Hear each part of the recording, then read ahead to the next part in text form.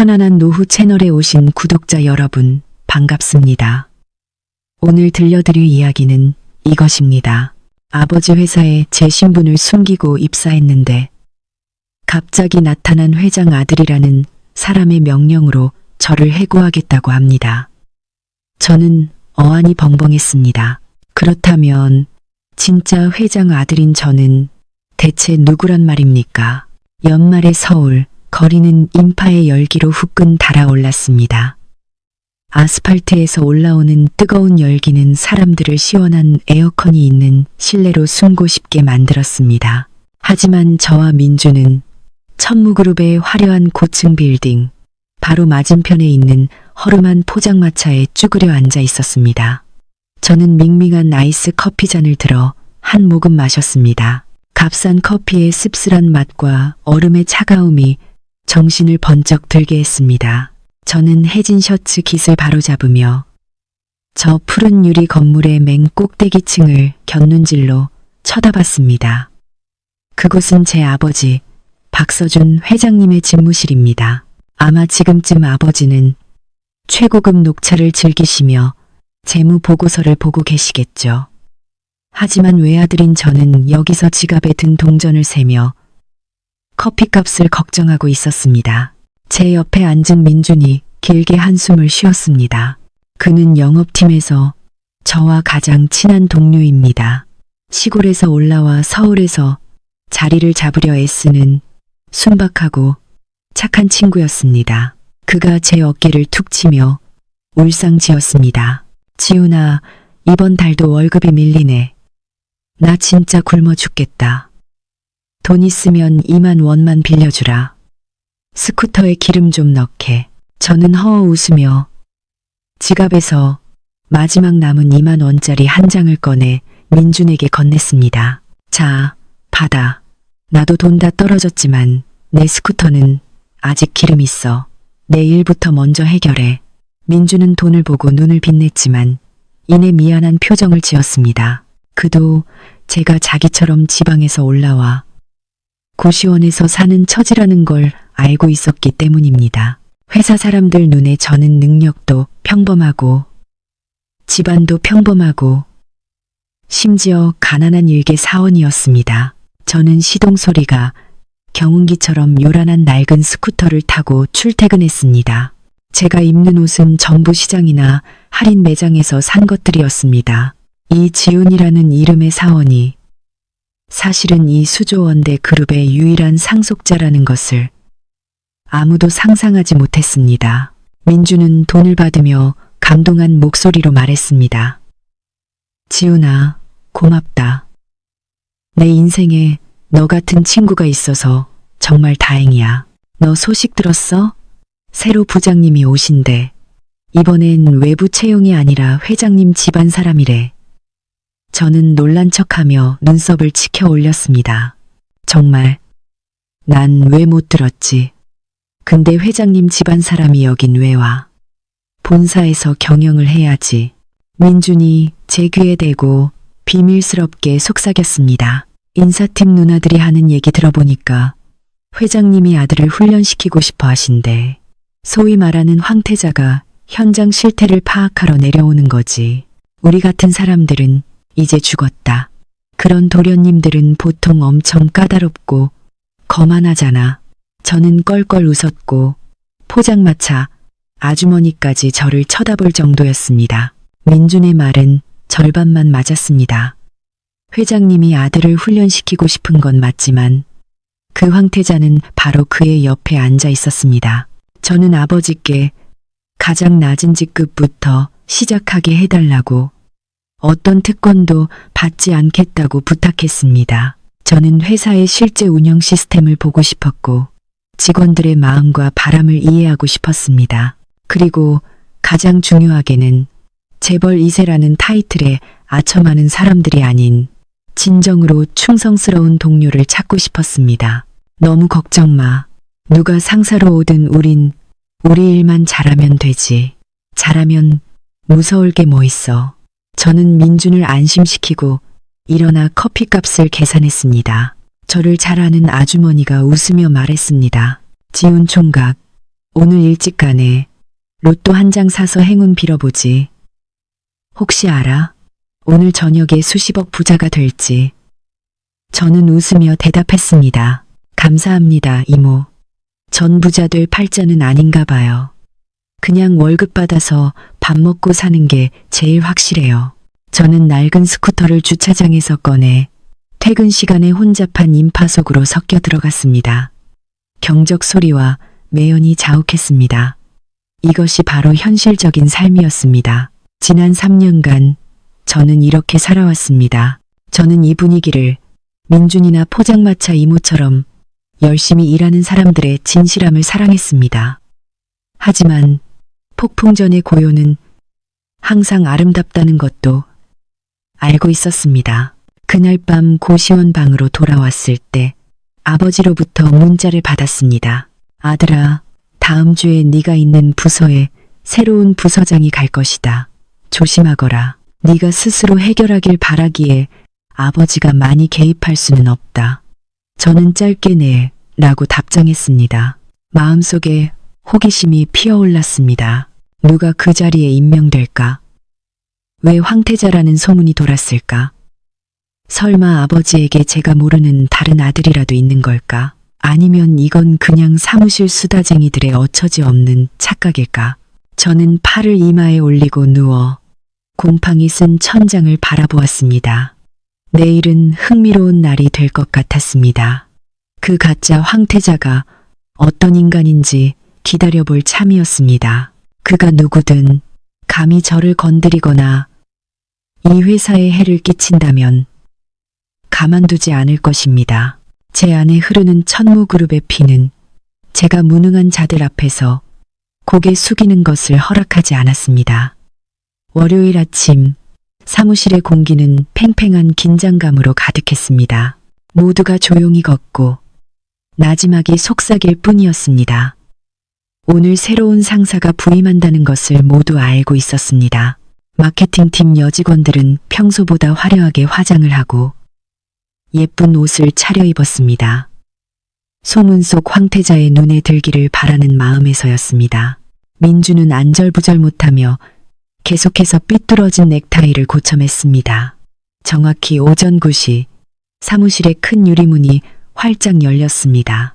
에어컨의 찬 바람마저 주인공의 등장을 위해 길을 비켜주는 듯 했습니다. 강태민이 들어왔습니다. 그에 대한 저의 첫인상은 과시욕이 심하다는 것이었습니다. 그는 몸에 딱 붙게 재단된 번쩍이는 남색 정장을 입고 있었습니다. 분명 비싼 명품일 것입니다. 머리는 젤로 반짝거리게 세워 오만한 느낌을 주었고 손목에는 다이아몬드가 박힌 위블로 시계가 번쩍였습니다. 그의 이탈리아제 구두는 바닥을 또각또각 울리며 귀에 거슬리는 소리를 냈습니다. 그의 뒤에는 기획팀 출신이지만 아첨꾼으로 유명한 이동현이 따라붙었습니다. 그는 벌써부터 새로운 상사의 가방을 들어주는 충실한 하수인이 되어 있었습니다. 태민은 사무실 중앙에 서서 모든 사람을 훑어보았습니다. 그의 눈빛은 날카롭고 경멸과 의심으로 가득 차 있었습니다. 그는 턱을 치켜들고 권위적이지만 귀에 거슬리는 목소리로 말했습니다. 안녕하세요, 여러분. 저는 강태민입니다. 오늘부터 제가 이 영업 부서를 이끌게 되었습니다. 저는 말 많은 걸 좋아하지 않고 오직 결과로만 봅니다. 미리 말해두지만 저는 게으름과 규율 없는 것을 아주 싫어합니다.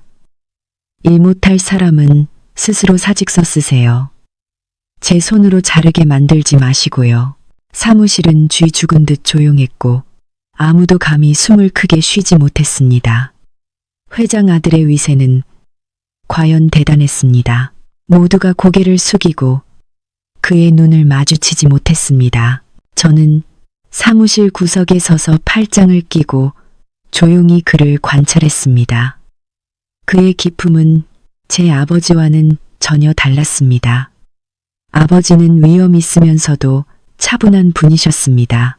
아버지의 눈빛은 깊고 인자했지만 이자처럼 거만하고 오만하지는 않았습니다.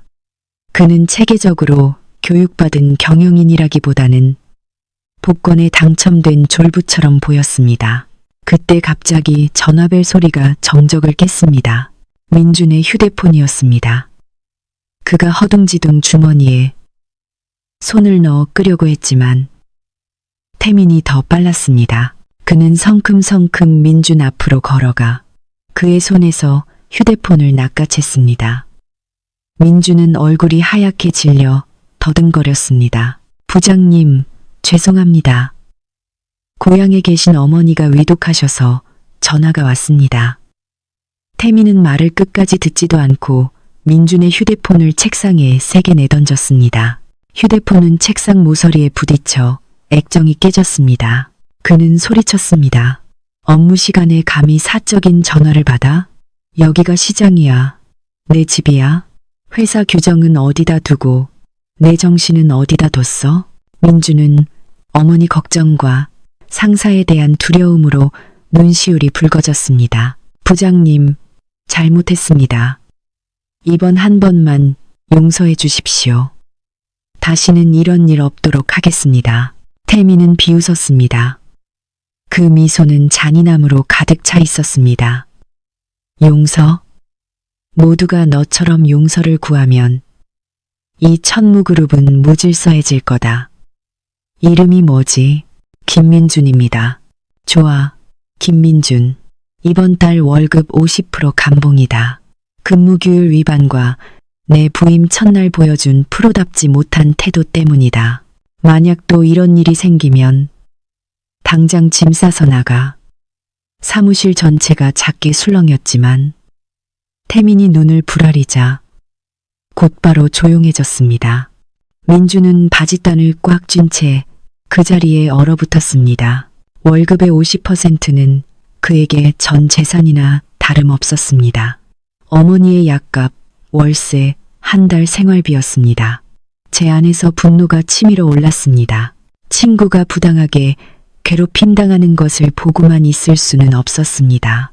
제가 한 걸음 나서서 따지려던 순간 민준이 고개를 저으며 저를 말렸습니다. 그의 눈빛은 제게 어리석은 짓을 하지 말라고 저까지 피해를 볼까봐 두려워하고 있었습니다. 저는 깊은 숨을 들이쉬며 분노를 사겼습니다. 좋다. 군자의 복수는 10년이 걸려도 늦지 않다. 이 빚은 반드시 기억해두겠다. 제가 태민을 뚫어지게 쳐다보자 그도 제 시선을 느꼈는지 저를 향해 돌아섰습니다. 거기 너, 뭘 봐? 이름이 뭐야? 불만 있는 모양이지. 저는 그의 눈을 똑바로 쳐다보며 차분하게 대답했습니다. 박지훈입니다. 그냥 새로운 리더의 풍채를 보고 있었습니다. 아주 인상적이네요. 제 말은 이중적인 의미를 담고 있었지만 태민처럼 오만한 자는 문자 그대로만 이해했습니다. 그는 차갑게 코웃음을 치고 정장 옷깃을 바로잡더니 무거운 분위기만 남겨둔 채 자신의 사무실로 들어가 버렸습니다. 동현은 서둘러 그를 따라가며 우리를 의기양양하게 쳐다보는 것을 잊지 않았습니다. 부장실 문이 쾅 닫히자 그제야 사람들은 안도의 한숨을 내쉴 수 있었습니다. 민주는 의자에 주저앉아 절망적으로 머리를 감쌌습니다. 저는 친구의 어깨에 손을 얹고 꽉 쥐었습니다. 제 머릿속에는 오직 한 가지 생각뿐이었습니다. 어디 얼마나 오래 연극을 하나 보자 이 가짜 자식아. 태민이 부임한 지 불과 사흘 만에 영업팀 사무실은 봉건시대의 군대 막사처럼 변했습니다. 태민은 자신이 새로운 천무그룹 기업 문화라고 부르는 기괴한 규정들을 연달아 발표했습니다. 그중 가장 불합리한 조항은 모든 부하 직원이 그가 지나갈 때마다 일어나서 90도로 허리를 숙여 인사해야 한다는 것이었습니다. 일을 하든 화장실을 가든 예외는 없었습니다. 그는 그것이 상사에게 표하는 최소한의 존중이라고 말했습니다. 사람들은 불만스러웠지만 먹고 살기 위해 어쩔 수 없이 참고 따랐습니다. 모두가 그의 황태자라는 타이틀을 두려워했습니다. 그의 심기를 조금이라도 건드리면 손짓 한 번에 일자리를 잃을 수 있었습니다. 아첨꾼 동현은 태민에 의해 문화감독관으로 임명되어 누가 인사를 제대로 숙이지 않는지, 누가 불손한 태도를 보이는지 감시하며 태민에게 보고하는 역할을 맡았습니다. 목요일 아침, 저는 정신을 차리려고 남자 화장실에서 세수를 하고 있었습니다. 고개를 들자 태민이 들어오는 것이 보였습니다. 그는 거울 앞에 서서 이미 번쩍이는 머리를 다시 한번 쓸어 넘기고는 거울에 비친 저를 힐끗 쳐다보았습니다. 저는 종이 타월로 손을 닦고 그를 공기처럼 무시하며 아무렇지 않게 문으로 걸어 나갔습니다. 거기서 태민의 고함이 타일벽에 부딪혀 울렸습니다. 저는 걸음을 멈췄지만 돌아보지는 않았습니다. 저 부르셨습니까? 태민이 제 앞으로 빠르게 다가와 길을 막았습니다. 그의 얼굴은 분노로 붉게 달아올라 있었습니다. 그는 이렇게 특히 저처럼 허름한 옷차림에 일개 사원에게 무시당해 본 적이 없었을 것입니다. 내가 누군지 몰라? 아니면 내가 여기 서 있는 게 안 보여? 회사 규정은 어디 갔어? 왜 인사 안 해? 저는 그의 눈을 똑바로 쳐다보았습니다. 제 눈빛은 조금도 흔들리지 않았습니다. 제가 그보다 키가 조금 더 컸기 때문에 가까이 서자 그를 내려다보는 자세가 되었습니다. 이것이 그를 더욱 화나게 만들었습니다. 안녕하십니까, 강 부장님. I was now. 규정상 사무공간에서 인사를 해야 하는 것으로 기억합니다만 화장실까지 그렇게 격식을 차려야 하는 장소라고는 생각하지 않았습니다. 그리고 존중은 허리를 숙이는 것에서 나오는 것이 아니라 마음에서 우러나오는 것이라고 생각합니다. 태민은 잠시 말을 잃었습니다. 제가 그렇게 날카로운 말로 반박할 줄은 몰랐던 것입니다. 그는 이를 갈며 제 얼굴에 손가락질했습니다. 네가 감히 날 가르치려 들어? 내가 당장 널 해고할 수 있다는 거 몰라? 이 촌놈 자식이. 저는 그의 손가락을 제 얼굴에서 가볍게 치웠습니다. 단호하고 냉정한 동작이었습니다. 강 부장님, 부장님은 상사이니 권한이 있으시겠죠. 하지만 권력이 다른 사람의 인격을 모독할 수 있다는 뜻은 아닙니다. 저는 제 노동력을 팔아 회사에서 월급을 받는 것이지 제 자존심까지 부장님께 판 것은 아닙니다. 말을 마친 저는 그의 옆을 지나 밖으로 나갔습니다. 태민은 그 자리에 못 박힌 듯 서서 주먹을 꽉 쥐고 있었습니다.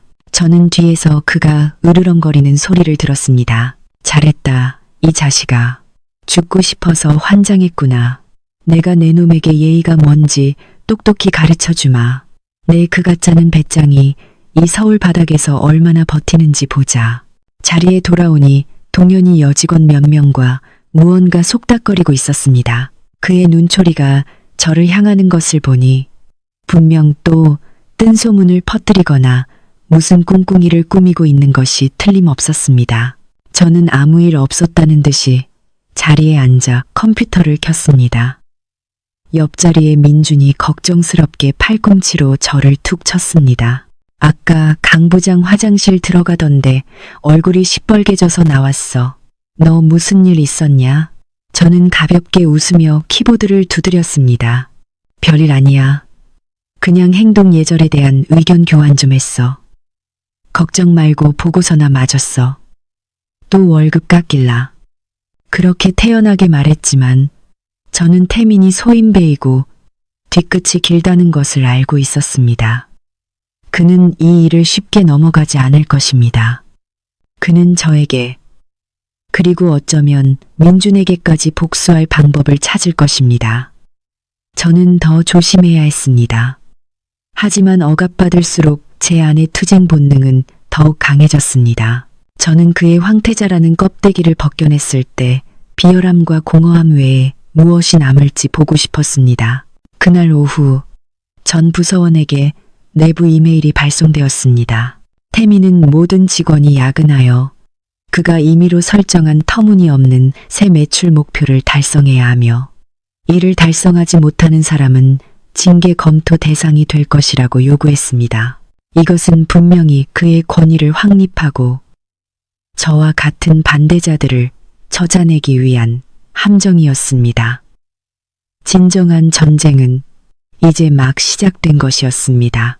태민의 전략은 위협에서 그치지 않았습니다. 그는 채찍과 당근의 법칙을 잘 아는 교활한 여우였습니다. 공포 분위기를 조성한 후 그는 저와 민준을 동료들로부터 완전히 고립시키기 위해 돈으로 사람들의 마음을 사기 시작했습니다. 금요일 아침 태민은 며칠 전에 살기등등한 얼굴과는 달리 이상할 정도로 기분 좋게 사무실에 들어왔습니다. 그는 큰 소리로 웃으며 말했습니다. 그는 손뼉을 쳐 모두의 주목을 끌었습니다. 여러분, 잠시 주목해 주세요. 좋은 소식이 있습니다. 연말 막바지에 직원들의 사기를 진작시키기 위해 지난 한 주간 태도가 좋고 노력한 직원들에게 제 사비로 특별 보너스를 지급하기로 결정했습니다. 동년이 재빨리 두툼한 봉투 셔틀을 들고 달려왔습니다. 태민은 봉투를 하나씩 들고 이름을 불렀습니다. 행정팀 최대리, 항상 내 입맛에 맞는 커피를 타줘서 20만 원.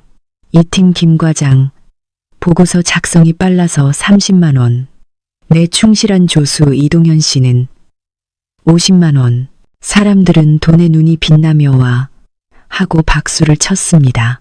박봉인 직장인들에게 몇십만 원은 적은 돈이 아니었습니다. 돈을 받은 사람들은 연신 감사 인사를 하며 왕에게 절하듯 태민에게 허리를 숙였습니다. 아직 받지 못한 사람들은 기대에 찬 눈으로 태민을 바라봤습니다. 태민은 사무실을 한 바퀴 돌며 거의 모든 봉투를 나눠주었습니다. 그는 일부러 저와 민준의 책상 앞을 지나갔습니다. 그는 멈춰서서 남은 돈 봉투를 손바닥에 탁탁 치며 비웃었습니다. 이 두 사람은 참 안타깝네. 근무 태도도 불량하고 규율 위반도 잦고 나도 형제처럼 즐겁게 보너스를 주고 싶지만 규칙은 규칙이니까 다른 사람들 본받아서 열심히 하길 바라. 그는 사무실 전체가 들을 수 있도록 큰 소리로 말했습니다. 동정, 연민, 그리고 조롱의 시선이 우리에게 쏟아졌습니다. 예전에 저와 함께 점심을 먹던 몇몇 사람들도 이제는 제 눈을 피하며 주머니 속 두툼한 봉투를 만지작거렸습니다. 돈의 힘은 정말 무서웠습니다.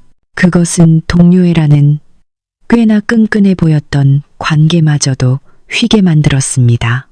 민주는 부끄러움과 서러움에 얼굴이 빨개진 채 키보드 위로 고개를 숙였습니다. 그는 돈이 급했고 돈을 보고 욕심이 나지 않을 리 없었습니다. 하지만 그에게도 자존심은 있었습니다. 태민은 동현의 어깨를 치며 큰 소리로 말했습니다. 오늘 저녁에 내가 강남 노래방 쏜다. 다들 와서 스트레스 풀자고. 내가 다 낼 테니까 안 오는 사람은 나 무시하는 걸로 알겠어. 사무실 전체가 환호성을 질렀습니다. 강 부장님 만세, 부장님 너무 멋져요. 태민이 마치 구세주라도 된 듯한 분위기였습니다. 동현이 저를 곁눈질하며 비꼬는 투로 말했습니다. 박지훈 씨랑 김민준 씨는 갈 거예요? 부장님이 초대하셨는데 튕기지 마시죠. 혹시 거기까지 갈 택시비도 없나? 저는 미소를 지으며 차분하게 대답했습니다. 부장님과 동현 씨의 호의에 감사합니다. 즐거운 파티에 저희가 빠질 수 없죠. 꼭 가겠습니다. 민준이 제 옷소매를 잡아당기며 당황해서 속삭였습니다. 너 미쳤어, 지훈아. 거기 가서 더 창피당하려고? 난 안 가. 저는 민준을 바라보며 단호한 눈빛으로 말했습니다. 가야지. 재미있는 연극을 보려면 가야 해. 날 믿어. 공짜로 먹고 마시는 건데 왜 안 가? 피하면 더 우리가 쫄았다고 생각할걸. 그날 점심, 저는 동현이 다른 직원들을 복도로 끌고 가 속삭이는 것을 보았습니다. 제가 지나가면서 얼핏 들으니 동현은 오늘 밤에 박지훈 저놈 술 취하게 만들면 부장님이 보너스 더 주신다고 했어. 제대로 망신 주자고. 저는 비웃었습니다. 결국 저를 함정에 빠뜨리려는 속셈이었습니다. 태민은 술과 군중을 이용해 저를 모욕하고 무릎 꿇고 용서를 빌게 하거나 사람들의 웃음거리로 만들고 싶었던 것입니다. 그는 제가 늑대들 사이에 있는 순진한 아기 토끼라고 생각했겠지만 큰 착각이었습니다. 그는 제 주량이 아버지로부터 물려받았다는 것을 몰랐습니다. 아버지는 비즈니스 세계에서 1000잔을 마셔도 취하지 않는 사람으로 불렸습니다. 그리고 더 중요한 것은 저는 언제든지 판을 뒤집을 수 있는 비밀을 쥐고 있다는 것이었습니다. 저는 민준의 어깨를 두드리며 안심시켰습니다. 오늘 밤 그 노래방에서 저는 태민에게 돈이 전부가 아니며 인간의 품격은 몇 푼의 돈이나 거짓된 호화로운 파티로 살 수 없다는 것을 보여줄 것입니다. 강남의 노래방은 화려한 조명과 귀를 찢을 듯한 음악 소리로 가득했습니다. 태민은 30명까지 수용할 수 있는 가장 큰 VIP룸을 통째로 빌렸습니다. 비싼 양주가 계속해서 나왔고 시원한 과일과 맥주 타워가 테이블 위에 가득했습니다. 태민은 중앙에 앉아 양옆에 예쁜 여직원들을 앉히고 술을 따르게 했습니다. 그는 마이크를 잡고 술기운에 붉어진 얼굴로 촌스러운 시련 노래를 불러댔습니다. 직원들은 그를 둘러싸고 그가 마치 스타 가수라도 되는 양 열렬히 박수치고 환호했습니다. 저와 민주는 출입구 근처의 구석진 곳에 앉아 조용히 맥주를 마시며 안주를 먹었습니다. 우리는 이 광란의 파티 속에서 이방인 같았습니다.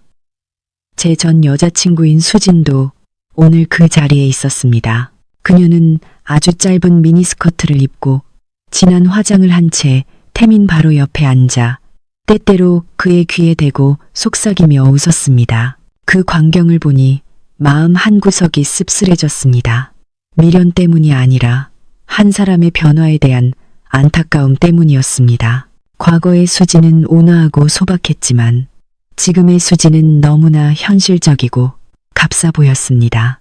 동현이 술잔을 가득 채워 저에게 다가왔습니다. 그의 뒤에는 이미 취한 동료 몇 명이 따라왔습니다.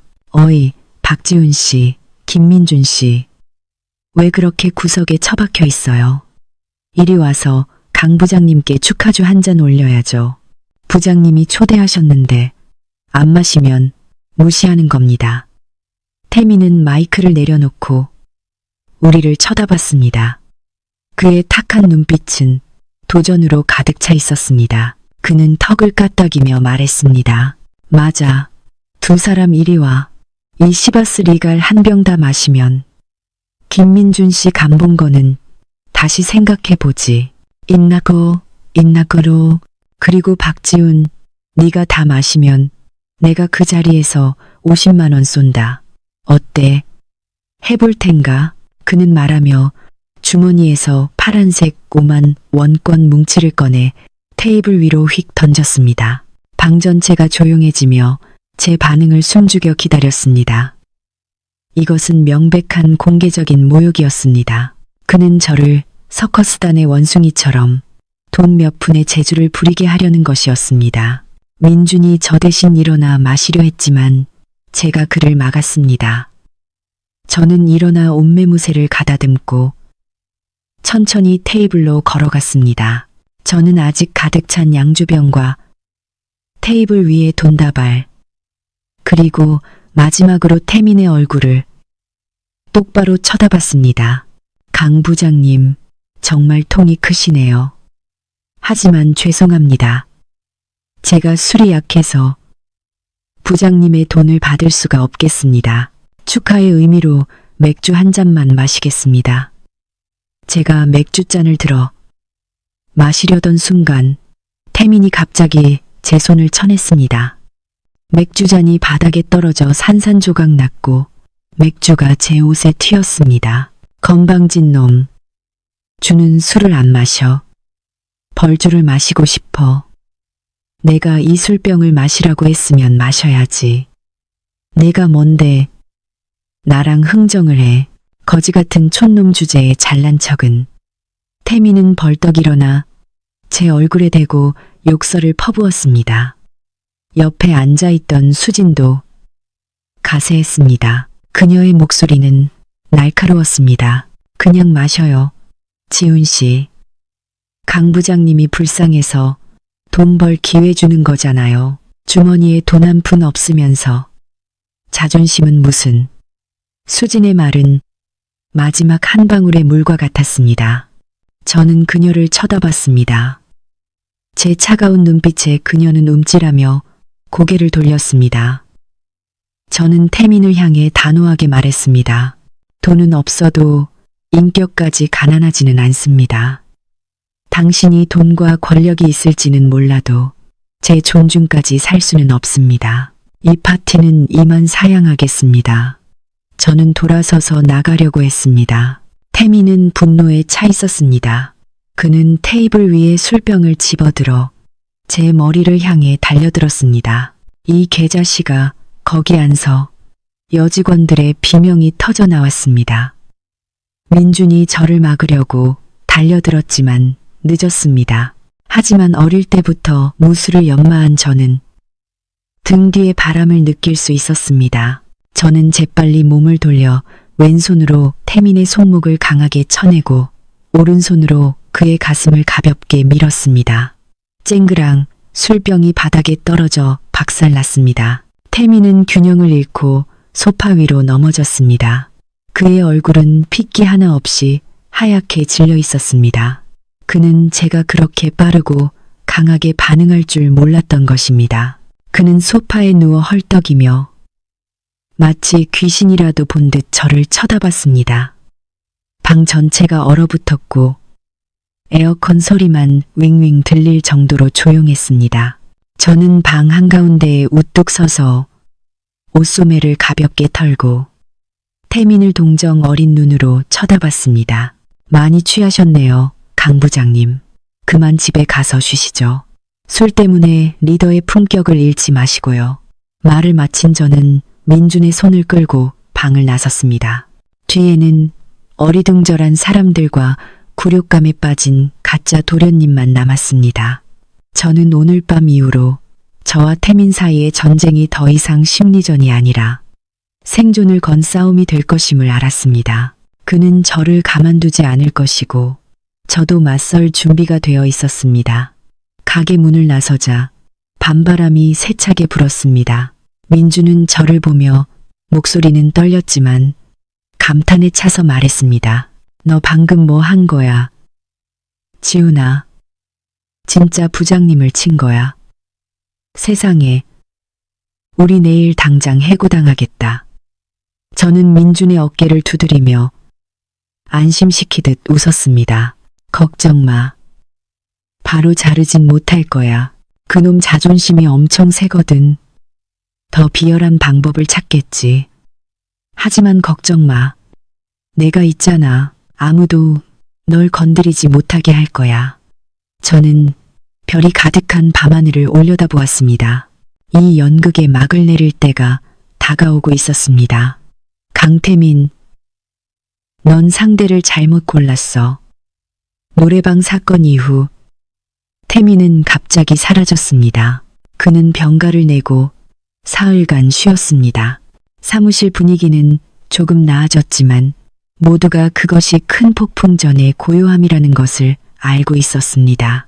모두가 태민이 저와 민준에게 복수할 계획을 꾸미고 있다고 암묵적으로 생각했습니다. 동료는 이 기회를 틈타 제가 폭력배이며 상사를 폭행했다고 회사 전체에 헛소문을 퍼뜨렸습니다. 그는 사실을 부풀려 저를 규율도 모르는 막무가내 직원으로 만들었습니다. 많은 사람들이 저를 경계의 눈초리로 보기 시작했습니다. 그들은 저와 가까이 있으면 자신들도 피해를 볼까 두려워했습니다. 민주는 걱정 때문에 밥도 제대로 먹지 못하고 잠도 설쳤습니다. 그는 모두가 가족을 위해 돈이 필요한 연말을 앞두고 해고당할까봐 두려워했습니다. 다음 주 월요일 태민이 회사로 돌아왔습니다. 그의 가슴에 들었던 멍은 사라졌지만 눈의 적개심은 몇 배로 커져 있었습니다. 그는 이전처럼 소리치거나 욕하지 않고 과묵하고 침울해졌습니다. 이는 저를 더욱 경계하게 만들었습니다. 소인배는 침묵할 때가 가장 위험한 법입니다. 주간 회의 시간이 되자 태민은 영업팀 전 직원을 소집했습니다. 그는 주재자 자리에 앉아 비싼 만년필을 만지작거리며 모두를 훑어보았지만 의도적으로 저와 민준의 존재는 무시했습니다. 태민은 차가운 목소리로 말했습니다. 여러분, 방금 상부로부터 연말 인력 구조 조정에 대한 지시를 받았습니다. 경제 상황이 어려워 그룹 전체가 효율적인 운영을 위해 조직을 슬림화해야 합니다. 따라서 우리 부서는 설날 전에 인원의 20%를 감축해야 합니다. 사무실은 술렁거리기 시작했고 모두가 불안에 떨었습니다. 이 시기에 일자리를 잃는 것은 가족의 따뜻한 명절에 대한 사형 선고나 다름없었습니다. 동현이 일어나 중요한 척 목소리를 가다듬었습니다. 부장님, 그럼 감축 기준은 무엇입니까? 능력과 근무 태도를 기반으로 하는 것입니까? 태민은 고개를 끄덕이며 옅은 미소를 지었습니다. 맞습니다. 목표를 달성하지 못하거나 책임감이 부족하거나 반항적인 행동으로 내부 단결을 해치는 사람은 블랙리스트에 오를 것입니다. 저는 신중하게 고려했고 이미 명단을 가지고 있습니다. 말을 마친 태민은 서류 가방에서 A4 용지 한 장을 꺼내 책상에 세게 내려놓았습니다. 그의 눈은 도발적으로 저를 향했습니다. 저는 여전히 허리를 꼿꼿이 세우고 두려움 없이 그를 똑바로 쳐다봤습니다. 저는 그 상부지시라는 것이 그가 꾸며낸 핑계라는 것을 잘 알고 있었습니다. 아버지는 연말에 이렇게 무리하게 인력을 감축하는 정책을 편 적이 없으셨습니다. 아버지는 항상 직원을 소중히 여기고 그들을 회사의 가장 귀중한 자산으로 생각하셨습니다. 태민은 종이를 들고 큰 소리로 이름을 읽었습니다. 지난달 능력 및 품행 평가를 바탕으로 다음 두 직원의 근로계약을 조기 해지하기로 결정했습니다. 김민준, 그리고 박지훈. 사유는 임무미완수, 무단결근 및 상사 폭행입니다. 민준은 자기 이름이 불리자 얼굴이 새하얗게 질리고 손발이 떨렸습니다. 그는 벌떡 일어나 두려움에 목소리가 갈라졌습니다. 부장님, 재고해 주십시오. 저는 항상 제 시간에 출근했고 매달 실적도 달성했습니다. 그날 일은 오해였습니다. 태민은 책상을 치며 소리쳤습니다. 오해는 없어. 결정은 이미 내려졌어. 오늘 중으로 인수인계하고 회사에서 나가. 내 부서에서 이런 파괴분자들을 보고 싶지 않아. 사무실은 쥐 죽은 듯 조용했습니다. 모두가 고개를 숙였습니다. 진짜 이유가 무엇인지 알면서도 아무도 우리를 변호하지 않았습니다. 비겁함과 두려움이 그들의 양심을 짓눌렀습니다. 저는 일어나 민준의 어깨를 두드리며 진정하라고 신호했습니다. 저는 태민을 똑바로 쳐다보며 또박또박 말했습니다. 강 부장님, 이게 상부 지시라고 하셨는데 인사팀과 경영진의 직인이 찍힌 공식 문서는 어디 있습니까? 부장님이 들고 있는 그 종이는 개인 프린터에서 출력한 종이일 뿐 법적 효력이 없습니다. 태민은 잠시 멈칫하더니 목에 핏대를 세우며 반박했습니다. 네가 감히 나한테 서류를 요구해. 내가 이 부서의 부장이야. 내 부서의 인사에 대한 결정권은 나한테 있어. 공식 서류는 나중에 나올 거고 지금 당장 여기서 꺼져. 저는 옅게 웃으며 고개를 저었습니다. 죄송하지만 저희는 천무그룹과 근로계약을 맺었습니다.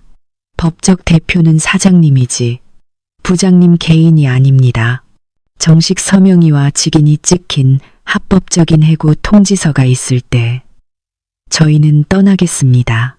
하지만 지금은 저희는 여전히 이 회사의 직원이며 계속 일할 것입니다. 말을 마친 저는 민준을 자리에 앉히고 아무 일 없다는 듯 컴퓨터를 켰습니다. 제 행동에 태민은 분노로 이성을 잃었습니다. 그는 제가 노동법을 잘 알고 있고 그렇게까지 완강할 줄은 몰랐던 것입니다. 그는 종이를 바닥에 던지며 소리쳤습니다. 좋아, 서류를 원한다고? 오늘 오후에 내 놈 얼굴에 해고 통지서를 던져주마. 그때 가서 무릎 꿇고 빌지나마. 그는 씩씩거리며 자기 방으로 들어가 문을 쾅 닫았습니다. 동현은 서둘러 명단을 주어 그를 따라 들어갔습니다. 사무실 사람들은 저를 동정하면서도 존경하는 눈빛으로 쳐다봤습니다. 그들은 누구도 감히 상사에게 이렇게 정면으로 맞서는 것을 본 적이 없었지만 제가 계란으로 바위치기를 하고 있다고 생각하며 안타까워했습니다. 오후가 되자 영업팀의 분위기는 폭풍전야처럼 숨막혔습니다.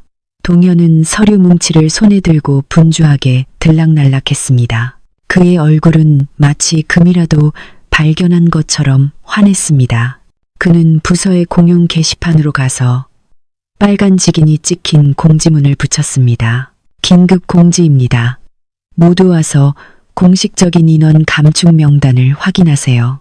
사람들이 몰려와 공지를 확인했습니다. 거기에는 김민준 씨와 박지훈 씨의 근로계약을 해지한다는 결정이 명확하게 적혀 있었습니다. 아래에는 태민의 결제 사인과 영업부 직인이 있었고 더 중요하게는 인사팀장의 서명까지 있었습니다. 민준은 그 통지서를 보고 완전히 무너졌습니다. 그는 의자에 주저앉아 얼굴을 감싸고 흐느껴 울었습니다. 이제 다 끝났어. 지훈아, 나 진짜 잘렸어. 이번 설에 어머니께 뭘 들고 가야 하지? 민준의 울음소리에 제 마음이 아팠습니다. 저는 민준의 집안 형편이 매우 어렵다는 것을 알고 있었습니다. 늙고 병든 어머니와 어린 동생들이 모두 그의 적은 월급에 의지하고 있었습니다. 태민의 잔인함이 선량한 한 사람을 벼랑 끝으로 내몰았습니다. 동현은 게시판 옆에 서서 비웃으며 말했습니다. 거봐, 내가 말했잖아. 잘난 척하더니 꼴 좋다. 이제 보따리 싸서 시골 가서 농사나 지어야겠네. 이 서울은 분수를 모르는 놈들이 있을 곳이 아니야. 태민의 편에 섰던 몇몇 직원들도 비웃으며 거들었습니다. 불쌍하다. 설날 앞두고 직장을 잃다니. 그냥 운이 없었다고 생각해. 누가 감히 황태자님한테 밑보이래. 멍청하면 죽어야지. 병인가. 저는 일어나 게시판으로 걸어가 그 공지문을 확 떼어냈습니다. 동현이 소리쳤습니다. 야, 너 뭐 하는 거야? 감히 회사 공지문을 찢어. 저는 종이를 손에 들고 인사팀장의 서명을 유심히 살폈습니다. 진짜 서명이라는 것을 바로 알아차렸습니다. 아마도 태민이 회장 아들이라는 명성을 이용해 인사팀에 압력을 가해 이 불합리한 결정을 승인하게 한 것 같았습니다. 저는 동현을 향해 차가운 목소리로 말했습니다. 입 닥쳐. 이 종이는 문제가 있어. 내가 직접 가서 따져볼 테니까. 저는 민준에게 다가가 그를 일으키며 단호하게 말했습니다. 민준아, 일어나. 남자는 우는 거 아니야. 내가 널 지켜주겠다고 했잖아. 날 따라와. 저는 민준을 이끌고 곧장 엘리베이터로 향했습니다. 목적지는 경영진과 인사팀이 있는 층이었습니다. 사무실 사람들은 어리둥절한 표정으로 우리를 쳐다봤습니다. 동현은 서둘러 휴대폰을 꺼내 태민에게 보고했습니다. 엘리베이터 안에서 민준은 눈물을 닦으며 걱정스럽게 물었습니다. 우리 어디 가는 거야? 지훈아, 인사팀에 가서 빌기라도 할 거야. 소용없어. 이미 서명했잖아. 저는 고개를 저었습니다. 빌러 가는 거 아니야. 정의를 되찾으러 가는 거야. 그냥 날 믿어. 사실 저는 바로 인사팀으로 갈 생각은 없었습니다. 그 전에 중요한 것을 확인해야 했습니다. 저는 아무도 오지 않는 건물의 옥상으로 가는 엘리베이터 버튼을 눌렀습니다. 바람이 부는 옥상에서 저는 휴대폰을 꺼내 아버지께 전화를 걸었습니다. 가족만 아는 개인 번호였습니다. 벨이 2번 울리자 상대방이 전화를 받았습니다. 아버지의 낮고 따뜻한 목소리가 들려왔습니다. 아들, 무슨 일인데 이 시간에 전화했니? 지금 일할 시간 아니냐? 저는 심호흡을 하고 침착하게 말했습니다. 아버지, 심각하게 여쭤볼 게 있어요. 아버지, 혹시 강태민이라는 숨겨둔 아들이 있으세요? 전화기 저편은 몇 초간 침묵이 흘렀고 이내 아버지의 큰 웃음소리가 들렸습니다. 무슨 소리냐? 숨겨둔 아들이라니. 내겐 내 어머니와 너뿐이다. 왜 갑자기 그런 이상한 질문을 하니? 저는 아버지께 태민의 등장, 그가 회장 아들이라고 자칭하는 것, 그의 오만한 행동과 그가 인사팀을 압박해 저와 민준을 해고하려 한다는 것을 간략하게 설명했습니다. 이야기를 다 들은 아버지의 목소리는 엄격해졌습니다. 태민이라고 친척이나 지인 중에 그런 이름은 들어본 적이 없다. 그리고 누구든 간에 내 회사에서 난동을 부리는 건 용납할 수 없다. 걱정 마라. 내가 바로 사람을 시켜 확인해 보겠다. 감히 내 이름을 사칭해서 나쁜 짓을 했다면 엄중히 처리하겠다. 저는 잠시 망설이다가 말을 이었습니다. 아버지, 그가 경영진 중 누군가와 관련이 있어서 저렇게 날뛰는 것 같아요. 이 일은 제가 직접 처리하고 싶습니다. 아버지께서 한 가지만 도와주세요. 뭐든지 말해라. 인사팀 최 이사님께 전화해서 지금 당장 영업팀으로 내려와 저를 만나라고 해주세요. 최 이사님과 그 강태민이란 놈의 반응을 보고 싶습니다. 아버지는 즉시 동의하셨습니다. 알겠다. 최 이사에게 전화하마. 내 뜻대로 하거라. 아버지는 네 능력을 믿는다. 전화를 끊고 저는 민준을 돌아봤습니다. 그는 난간에 기대어 절망적인 표정으로 아래의 분주한 도시를 내려다보고 있었습니다. 저는 다가가 그의 어깨를 두드렸습니다. 다 됐어. 이제 사무실로 내려가자. 재미있는 연극이 곧 시작될 거야. 민준은 어리둥절한 표정으로 저를 쳐다봤습니다. 방금 누구랑 통화한 거야?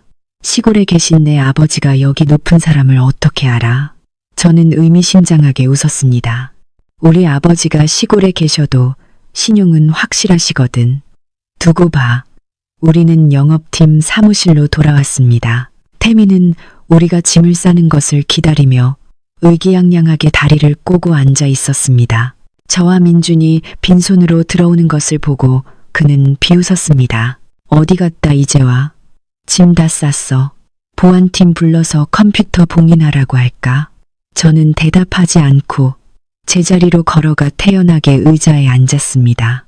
태민은 그 모습을 보고 분노에 차 책상을 치며 일어섰습니다. 정말 끈질긴 놈이네. 보안팀. 와서 이 두 놈 끌어내. 건장한 보안 요원 2명이 들어왔지만 난처한 표정으로 저를 쳐다봤습니다.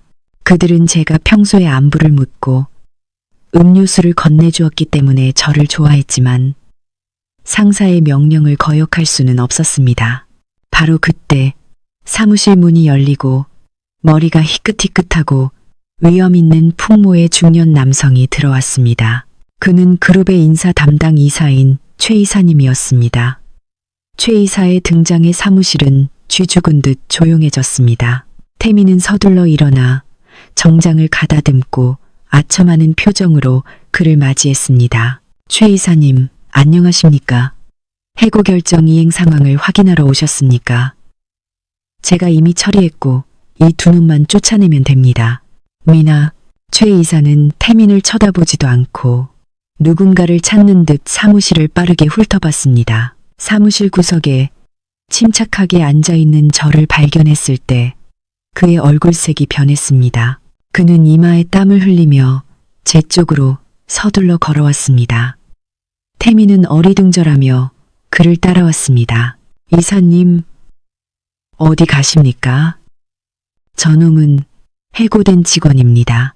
최 이사는 제 앞에 서서 습관적으로 허리를 숙여 인사하려다가 제가 고개를 살짝 젓는 것을 보고 간신히 참았습니다.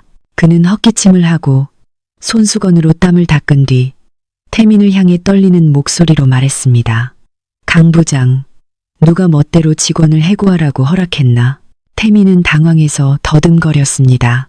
네, 이사님께서 오늘 아침에 명단을 승인하지 않으셨습니까? 제가 이 두 직원이 심각한 규율 위반을 저질렀다고 보고드렸습니다. 최 이사는 태민의 말을 끊고 단호하게 말했습니다. 오늘 아침에 내가 서명한 것은 자네의 보고를 믿었기 때문이네. 하지만 서류를 재검토하고 회장님의 직접적인 지시를 받은 결과 이 해고 절차는 완전히 잘못되었다는 것을 알게 됐네. 자네는 직원을 모함하고 억압했어. 사무실 전체가 놀라움에 술렁였습니다. 사람들은 무슨 일이 일어나고 있는지 이해하지 못했습니다. 왜 인사이사가 갑자기 180도 태도를 바꾼 것일까? 태민은 얼굴이 핏기 하나 없이 하얗게 질렸습니다. 그는 최 이사가 그렇게 빨리 태도를 바꿀 줄은 몰랐습니다. 하지만 이사님, 저는 최 이사가 태민을 쏘아보자 그의 경고 어린 눈빛에 태민은 하려던 말을 삼켜야 했습니다. 그는 회장 아들이라는 카드를 꺼내 위협하려 했지만 진짜 회장님의 최측근인 최 이사 앞에서는 감히 경거망동할 수 없었습니다. 최 이사는 저와 민준을 향해 훨씬 부드러운 목소리로 말했습니다. 두 분께 인사팀을 대표하여 이 끔찍한 실수에 대해 사과드립니다. 이 해고 결정은 즉시 무효 처리됩니다. 두 분은 계속 정상적으로 근무해 주시고 회사는 두 분이 겪은 정신적 피해에 대해 합당한 보상을 할 것입니다. 그런 다음 그는 태민을 향해 모든 직원이 듣도록 선언했습니다. 그리고 강 부장, 자네는 오늘 오후 5시까지 이 사건에 대한 경위서를 작성하여 경영진에 제출하도록 정당한 이유가 없다면 우리는 자네를 직권남용죄로 징계할 것을 검토하겠네. 말을 마친 최 이사는 저에게 정중하게 고개를 숙여 인사하고 사무실을 나섰습니다. 태민은 돌처럼 굳어 사무실 한가운데에 서 있었습니다. 동현은 벽구석에 숨어 얼굴이 파랗게 질린 채 아무 말도 못했습니다. 민주는 여전히 충격에서 벗어나지 못한 채 저를 돌아보며 제 팔을 세게 꼬집었습니다. 지훈아, 나 꿈꾸는 거 아니지? 우리 안 잘리는 거야? 근데 최 이사님은 왜 저렇게 우리 편을 들어주시는 거지? 저는 꼬집힌 곳을 문지르며 웃었습니다. 아프거든. 꿈 아니야. 내가 말했잖아. 앉아, 앵기해라. 착하게 살면 복이 오고 떳떳하면 두려울 게 없다고. 아마 경영진에서 우리가 억울하다는 걸 알고 개입하신 거겠지. 저는 태민을 힐끗 쳐다봤습니다. 그는 증오와 두려움이 뒤섞인 눈으로 저를 보고 있었습니다. 그는 제가 생각했던 것처럼 만만한 일개 사원이 아니라는 것을 어렴풋이 깨닫기 시작했습니다. 하지만 그의 어리석은 오만함은 여전히 그의 이성을 가리고 있었습니다. 그는 이것이 저의 일시적인 행운일 뿐이라고 생각했습니다. 퇴근 후 저는 민준과 함께 액겜을 하자며 시원한 맥주나 한잔하러 가자고 했습니다.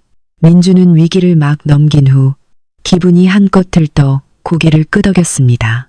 우리는 한강변의 단골 호프집에 앉았습니다. 시원한 바람이 불고 차 소리가 시끄러웠지만 오늘은 왠지 그 소리마저 즐겁게 들렸습니다. 민준이 맥주잔을 들어 제 잔에 쨍 소리가 나게 부딪혔습니다. 우리 형제 위기 탈출한 거 축하한다. 오늘은 내가 쏜다. 너무 기쁘다, 지훈아. 저는 웃으며 시원한 맥주를 단숨에 반이나 마셨습니다. 됐어. 내가 살게. 너 지금 돈 없잖아. 그 돈은 어머니께 보내드려. 민준이 손을 저었습니다. 안 돼. 네가 날 많이 도와줬잖아. 오늘은 내가 제대로 한턱 내야 해. 근데 너 정말 대단하다. 지훈아, 아까 강태민이랑 이동현 얼굴 보니까 너무 웃기더라. 꼭 꼬리 내린 개 같았어. 저는 순박한 친구를 바라보며 마음이 따뜻해졌습니다. 이 돈과 계략이 판치는 사회에서 민준처럼 진실한 친구를 만나는 것은 정말 드문 일이었습니다. 그는 제 진짜 신분을 몰랐고 단지 제가 같은 처지의 가난한 동료 박지훈이기 때문에 저와 친구가 되어주었습니다. 민준아, 솔직히 물어볼게. 만약 아까 내가 진짜 잘렸으면 너도 날 따라 나섰을 거야? 민준은 맥주잔을 내려놓고 진지하게 저를 쳐다봤습니다. 당연하지. 우린 형제잖아. 네가 가는 곳에 나도 가지. 최악의 경우 우리 둘이 배달 알바라도 하면 먹고 살 수 있잖아. 뭘 걱정해. 민준의 말에 저는 감동했습니다. 저는 이 좋은 친구에게 보답하기로 결심했습니다. 이거 다 마시고 내가 좋은 데 데려가 줄게. 어디? 설마 이상한 데 가는 건 아니지? 나 돈 없어. 저는 웃음을 터뜨렸습니다. 무슨 소리야? 쇼핑하러 가자. 곧 설인데 옷이라도 좀 사야지. 네가 입고 있는 옷 좀 봐. 어깨가 다 찢어졌잖아. 됐어. 돈 아깝게. 난 이렇게 입는 게 익숙해. 사치 부릴 돈이 어디 있어. 저는 일어나 민준의 손을 끌었습니다. 가자. 나 오늘 로또 당첨돼서 공돈 좀 생겼어. 형제랑 나눠 쓰고 싶어서 그래. 안 가면 나 삐진다. 저는 민준이 부담스러워하지 않도록 로또에 당첨되었다고 거짓말을 했습니다. 민준은 공돈이라는 말에 조금 마음이 움직인 듯 했습니다. 정말 얼마 땄는데 진짜 나한테 쏘는 거야? 진짜. 시간 없으니까 빨리 가자.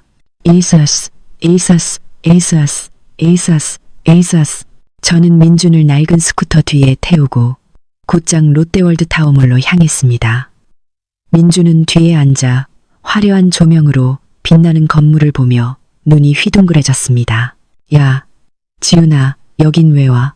여기 물건 엄청 비싸잖아. 여기서 파는 셔츠 한 장이 우리 한 달 월급이랑 맞먹는다던데. 저는 스쿠터를 세우고 민준의 어깨를 두드렸습니다. 일단 들어가 봐.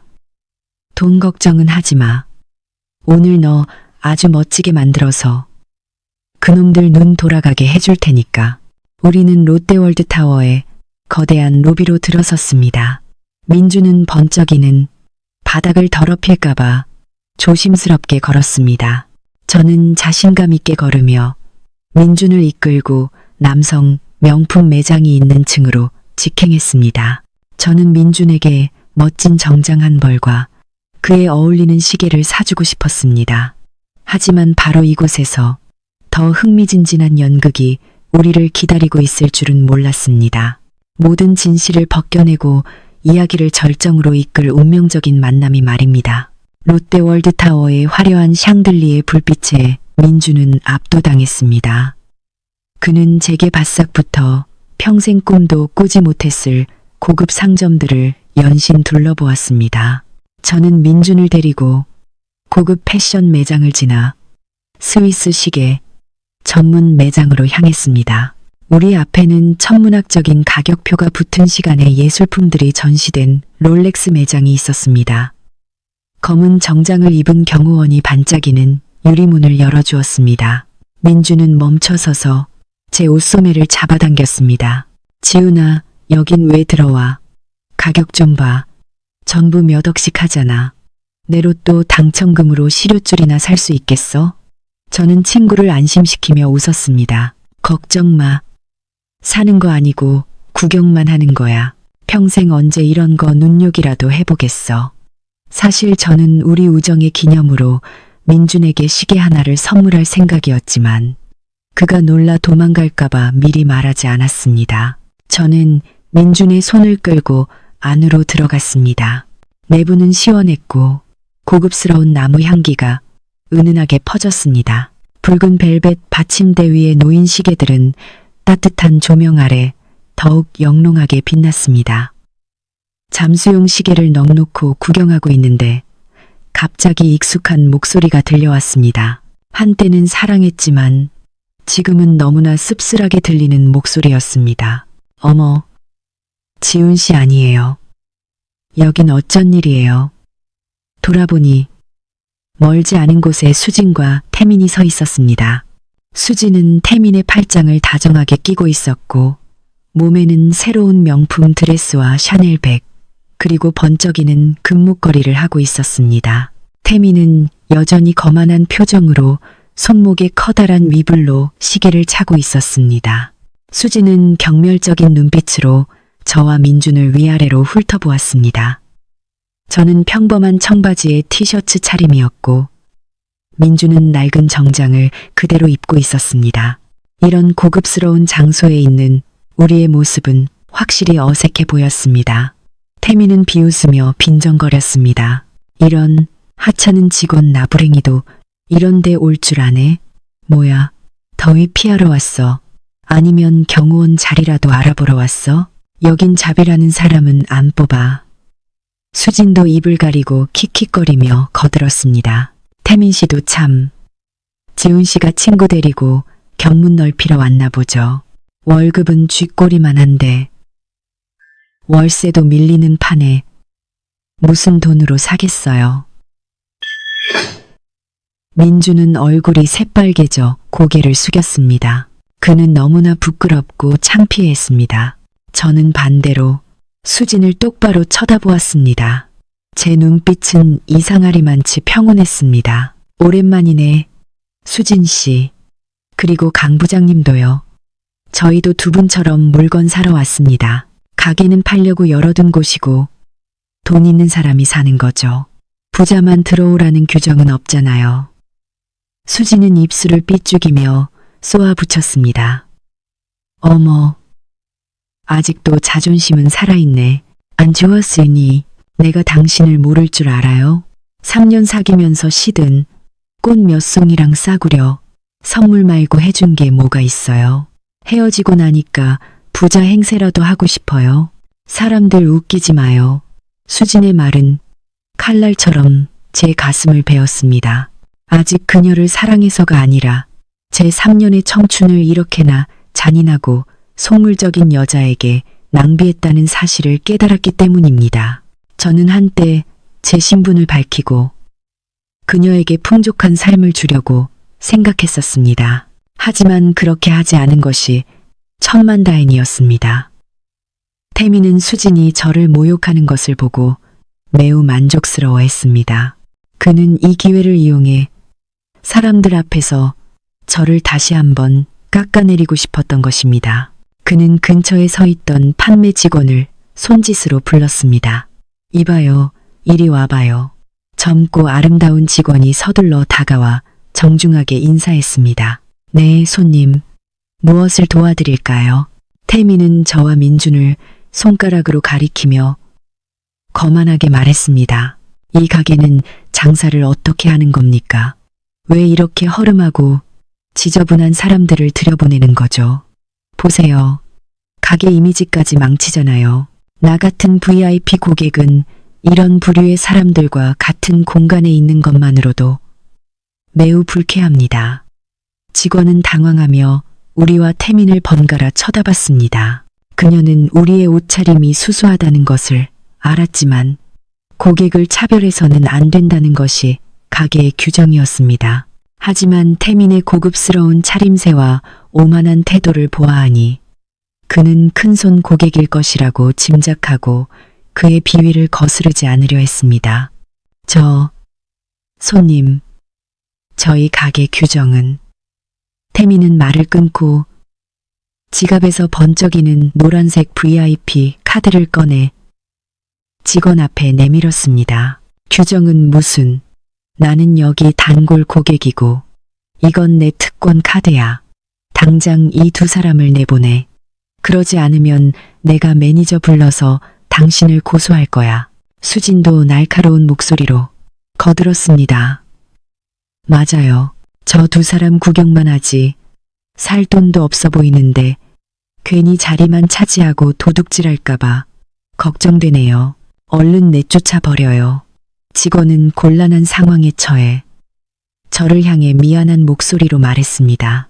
손님, 죄송하지만 혹시 양해해 주시고. 저는 손을 들어 그녀의 말을 막았습니다. 저는 그 직원을 탓하지 않았습니다. 그녀도 월급을 받는 직장인일 뿐이고 이런 졸부들의 압박을 받고 있는 것이었습니다. 저는 태민을 보며 옅게 웃었습니다. 강 부장님, 특권 카드를 가지고 계시네요. 멋지군요. 하지만 제가 알기로 천무그룹에서 파트너사에게 발급하는 VIP 카드는 저렇게 노랗고 촌스럽지 않은데요. 그 카드 동대문 시장에서 사셨어요? 태민은 움찔하며 얼굴이 붉어졌습니다. 그는 서둘러 카드를 집어넣고 목에 핏대를 세우며 반박했습니다. 네가 뭘 안다고 짓거려. 이건 상류층만을 위한 한정판 카드야. 너 같은 촌놈은 평생 구경도 못 해볼 거라고. 민준이 제 팔을 끌며 속삭였습니다. 지훈아, 그냥 가자. 여기서 너무 무시당하니까 더는 못 견디겠어. 저는 민준의 손등을 가볍게 두드리며 그를 붙잡았습니다. 안 돼. 오늘 반드시 너한테 시계를 사줘야겠어. 누가 여기서 나가야 할지 한번 보자고.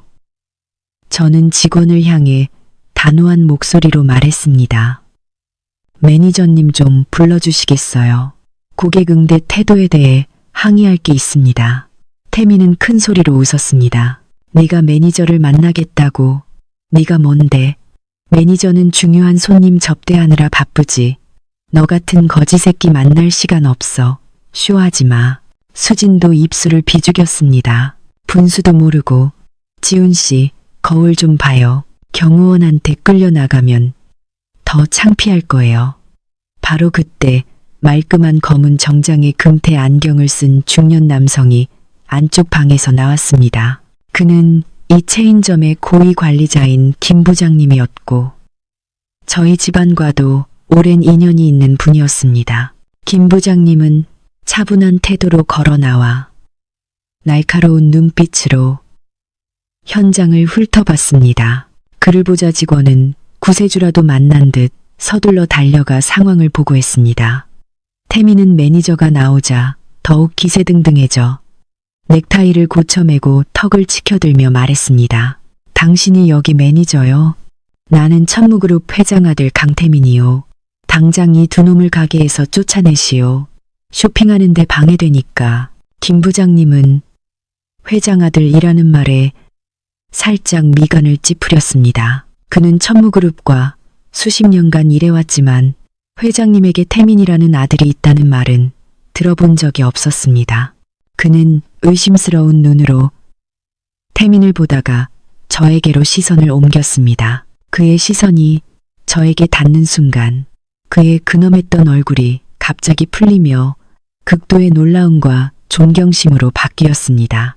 그는 서둘러 제 쪽으로 걸어오며 태민을 밀쳐냈습니다. 태민은 거의 넘어질 뻔했습니다. 김 부장님은 제 앞에서 허리를 굽혀 인사하며 감격에 겨운 목소리로 말했습니다. 지훈 도련님. 세상에 정말 도련님이셨군요. 오시는데 왜 미리 연락을 안 주셔서 제가 마중도 못 나가게 하셨습니까? 가게 전체가 쥐 죽은 듯 조용해졌습니다.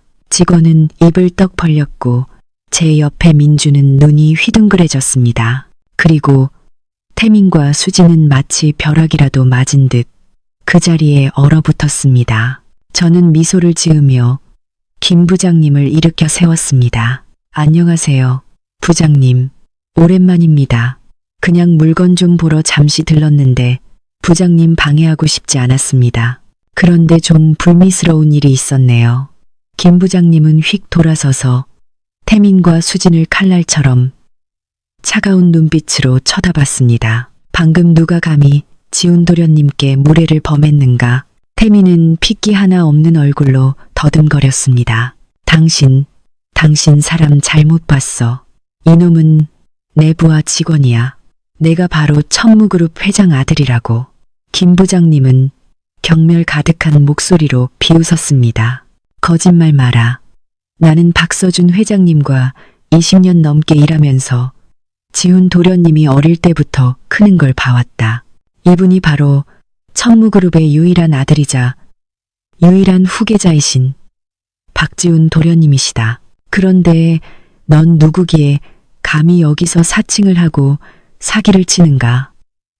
김 부장님의 확인 사살은 가게 한가운데에 터진 폭탄과 같았습니다. 수지는 들고 있던 명품 가방을 바닥에 떨어뜨렸습니다. 그녀는 저를 보며 경악과 후회로 가득 찬 눈을 크게 떴습니다. 방금 자신이 가난하다고 모욕하고 비웃었던 남자가 사실은 진짜 재벌2세, 그녀가 어리석게 걷어차버린 거대한 금광이었던 것입니다. 태미는 땀을 비오듯 흘리며 부들부들 떨었습니다. 그는 자신이 건드려서는 안 될 사람을 건드렸다는 것을 깨달았습니다. 그의 모든 허세와 오만함은 제 앞에서 순식간에 우스꽝스러운 광대노름이 되어버렸습니다. 제 옆에 서 있던 민주는 말을 잇지 못하고 더듬거렸습니다. 지훈아, 네가 진짜 회장님 아들이라고? 그렇게 부자면서 왜? 저는 민준의 어깨를 두드리며 말했습니다. 얘기하자면 길어. 이따가 다 설명해 줄게. 일단 이 일부터 마무리하고. 저는 지갑에서 저희 가족 3명만이 소유한 강력한 블랙카드를 꺼냈습니다. 저는 김 부장님께 카드를 건넸습니다. 부장님, 저기 있는 롤렉스 금통시계 제 친구를 위해 정성껏 포장해 주시고 저 시끄러운 손님 2분은 밖으로 내보내 주세요. 조용히 쇼핑하고 싶네요. 김 부장님은 2손으로 공손히 카드를 받았습니다. 네, 도련님. 바로 처리하겠습니다. 그리고 그는 문 앞에 서 있던 건장한 경호원 2명에게 신호를 보냈습니다. 이 2분을 밖으로 모셔 오늘부터 우리 시스템의 모든 지점에서 이 2사람의 출입을 금지한다. 경호원들이 태민과 수진에게 다가갔습니다. 태민은 마지막 남은 자존심이라도 지키려는 듯 자신의 신용카드를 꺼내 소리쳤습니다. 나 돈 있어. 저 시계 살 거야. 날 내쫓을 수 없어. 김 부장님은 냉정하게 말했습니다. 죄송하지만 손님의 카드는 방금 결제가 거부되었습니다. 은행에서 손님의 한도가 여기서 신읓줄 하나 살 만큼도 안 된다고 합니다. 돌아가 주시죠. 태미는 완전히 망연자실한 채 꼬리 내린 개처럼 고개를 숙이고 문 밖으로 걸어 나갔습니다. 수지는 그 모습을 보고 당황해서 저에게 달려와 제 손을 잡고 흐느끼며 애원했습니다. 지훈 씨, 내가 잘못했어요. 그 사람한테 속았어요. 난 아직도 당신을 많이 사랑해요. 날 용서해줘요. 우리 다시 시작해요. 저는 그녀의 손을 뿌리치며 아무 감정 없는 차가운 눈으로 말했습니다. 수진 씨, 엎질러진 물은 다시 담을 수 없어요. 당신은 돈을 사랑했지. 나를 사랑한 게 아니잖아요. 이제 나한테 돈이 있지만 당신이 있을 자리는 없어요. 당신이 원하던 부자의 꿈이나 타사가세요. 수지는 비참하게 울었지만 경호원들에게 무자비하게 끌려 나갔습니다. 유리문이 닫히며 2세계를 갈라놓았습니다. 한쪽은 무너져버린 거짓된 화려함, 다른 한쪽은 적나라하지만 강력한 진실이었습니다. 저는 민준에게 돌아갔습니다. 그는 여전히 김 부장님이 방금 가져온 눈부신 금시계를 멍하니 쳐다보고 있었습니다. 지훈아, 이거 진짜 나 주는 거야? 이거 얼마야? 5억. 그냥 자. 내가 가장 힘들 때 곁에 있어준 너에게 주는 선물이야. 우리 우정은 이 시계보다 훨씬 더 가치 있어. 민주는 눈물을 글썽였습니다. 그는 이 너무나 큰 선물을 감히 받지 못했지만 저는 그의 손목에 시계를 단호하게 채워주었습니다. 익숙해져야지. 곧 나한테 아주 유능한 조수가 필요할 텐데 그에 걸맞게 차려입어야 하지 않겠어? 우리는 가게 전 직원의 정중한 배웅을 받으며 롯데월드타워를 떠났습니다. 민주는 제 옆에서 걸으며 때때로 시계를 만지며 여전히 현실을 믿지 못하는 듯 중얼거렸습니다. 저는 무거운 짐을 벗은 듯한 해방감을 느꼈습니다. 가면은 벗겨졌고 이제 제자리로 돌아가 회사에 쌓인 쓰레기들을 치울 시간이었습니다. 다음 날 아침 롯데월드타워에서 있었던 일은 빛의 속도로 회사 전체에 퍼졌습니다.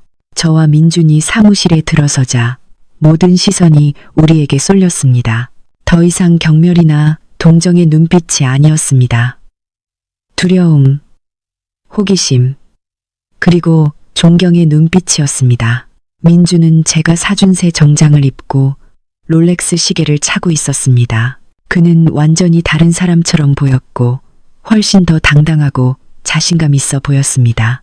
저는 여전히 평범한 정장 차림이었지만 풍기는 분위기는 예전과 달랐습니다. 저는 아무 말 없이 제자리로 걸어갔습니다.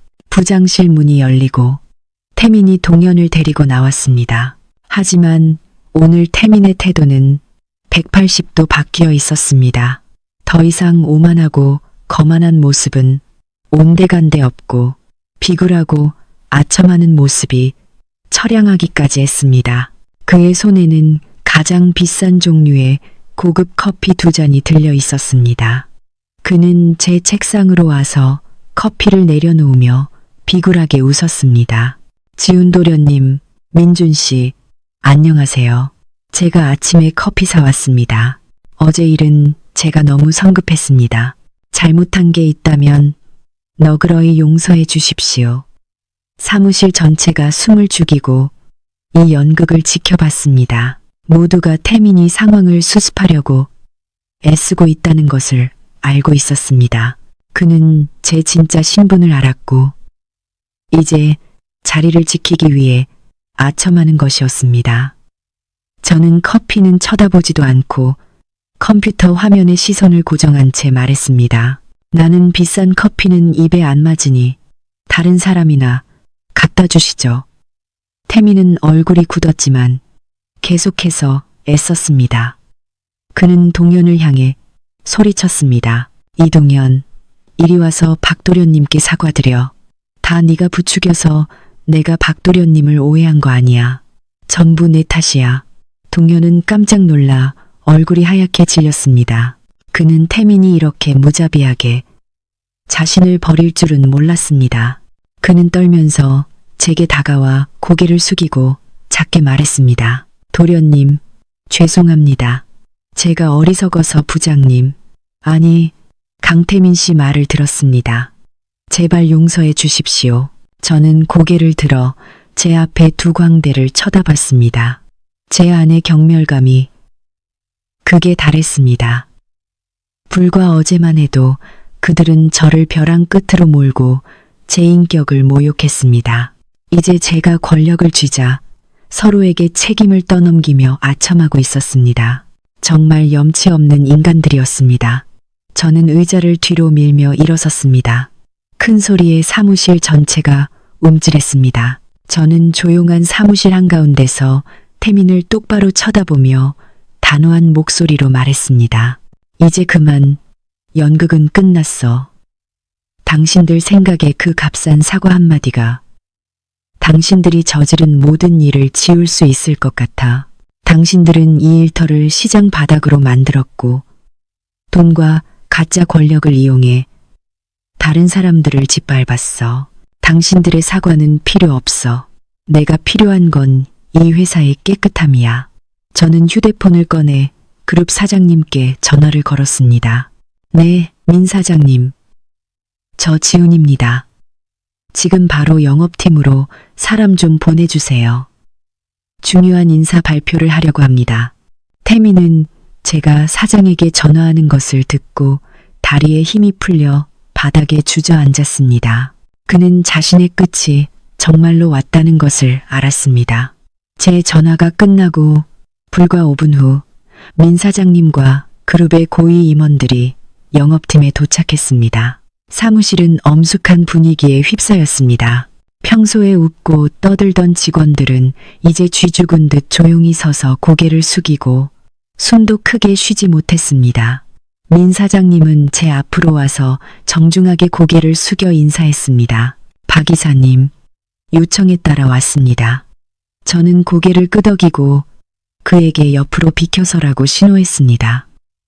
저는 예전에 태민이 위세를 부리던 연단 위로 올라갔습니다. 저는 익숙한 얼굴들을 한번 훑어보았습니다. 저를 비웃었던 사람도 있었고 저를 피했던 사람도 있었지만 저는 더 이상 그들을 신경 쓰지 않았습니다. 오늘 제 목표는 주동자들이었습니다. 저는 바닥에 무릎 꿇고 있는 태민을 손가락으로 가리켰습니다. 강태민 씨, 당신은 회장 아들을 사칭하고 직권을 남용하고 직원을 억압하고 내부 분열을 조장했습니다. 또한 외부인과 결탁하여 문서를 위조하고 개인적인 이득을 취했습니다. 천무그룹의 최대 주주이자 합법적인 상속자로서 나는 당신을 즉시 해고합니다. 당신이 공금을 횡령하여 얻은 모든 재산은 몰수될 것입니다. 태민은 눈물 콧물을 흘리며 고개를 들고 떨리는 목소리로 애원했습니다. 도련님, 제발 용서해 주십시오. 제가 잘못했습니다. 다른 사람에게 속았을 뿐입니다. 제발 다시 시작할 기회를 주십시오. 저는 냉정하게 대답했습니다. 기회는 이미 줬지만 당신이 잡지 않았어. 너무 멀리 와버렸어. 보안팀, 이 사람 끌어내.